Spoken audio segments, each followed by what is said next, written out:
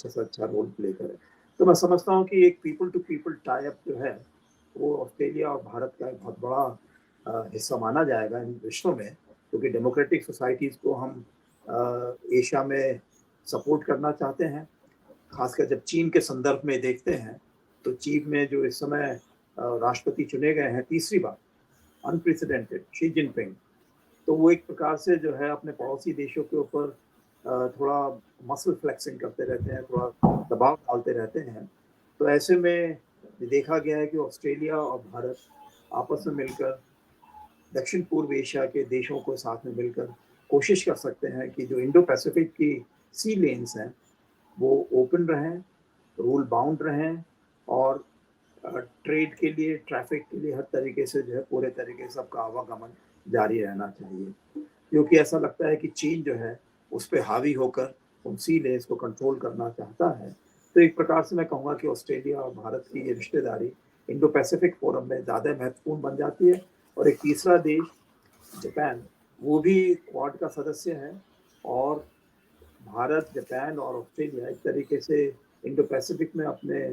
साझेदारी को और आगे बढ़ाने की कोशिश कर रहे हैं। खास करके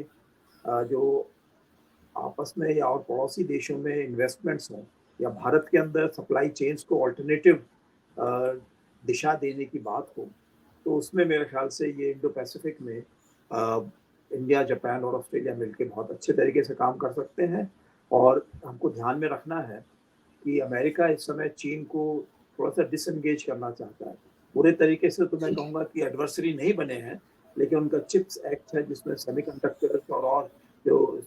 टेक्निकल क्रिटिकल टेक्नोलॉजीज़ हैं, उससे वो चीन को थोड़ा दूर रखना चाहता है। वो कई मैन्युफैक्चरिंग सेक्टर्स को अमेरिका के अंदर ले जाना चाहता है, वो बाकी अल्टरनेटिव सप्लाई चेन्स की बात करता है। तो मैं सोचता हूँ कि ऑस्ट्रेलिया, जापान और इंडिया, और ऑस्ट्रेलिया के प्रधानमंत्री भारत आए हैं, वॉशिंगटन जा रहे हैं, तो रास्ते में भारत में रुके हैं। महत्वपूर्ण उन्होंने साझेदारी को बताया है, कॉम्प्रिहेंसिव स्ट्रेटेजिक पार्टनरशिप है और उन्होंने इच्छा ज़ाहिर करी है कि क्रिटिकल टेक्नोलॉजीज़ में, स्पेस टेक्नोलॉजीज़ में, साइबर में और रिन्यूएबल एनर्जी के जो क्षेत्र हैं, चाहे वो सोलर का इंटरनेशनल सोलर अलायंस का मसला हो या हाइड्रोजन एनर्जी का मसला हो, वो इसमें भारत के साथ में आगे बढ़ना चाहते हैं। और इसी तरीके से जो है हम जो है अपने यंगस्टर्स के बीच में एकेडमिक और साइंटिफिक टेक्निकल एक्सीलेंस के क्षेत्र में ज़्यादा कोऑपरेशन के एरियाज ढूंढ रहे हैं। और मैं समझता हूँ कि ये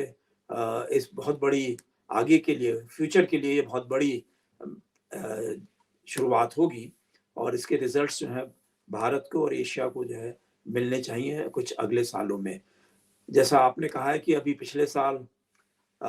इकोनॉमिक पैक्ट हुआ है, फ्री ट्रेड एरिया एग्रीमेंट हुआ है भारत और ऑस्ट्रेलिया का, जो कि भारत का पहला डेवलप्ड कंट्रीज के साथ में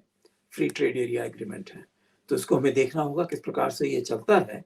तो उससे समर्थन मिलेगा जो हम जर्मनी के साथ बात कर रहे हैं, यूरोपियन संघ के लिए,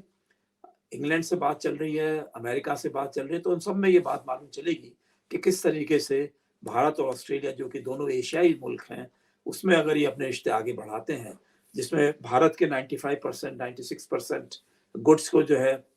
फ्री एंट्री मिलेगी ऑस्ट्रेलिया में, ऑस्ट्रेलिया के भी 86% गुड्स को भारत के अंदर फ्री एंट्री मिलेगी। तो ये सब चीज़ें जो है हम समझते हैं कि ये नए रिश्ते जो भारत बनाना चाह रहा है दुनिया के डेवलप्ड कंट्रीज के साथ में, और खासकर इस साल में जब G20 की अध्यक्षता भारत कर रहा है, और इसमें जी। ऑस्ट्रेलिया के प्रधानमंत्री ने आके बहुत तारीफ करी और बहुत उन्होंने समर्थन देने की बात करी कि भारत की G20 की अध्यक्षता बिल्कुल सफल रहनी चाहिए। तो हम समझते हैं कि बहुत बड़ी बात है ये। जी, इस साल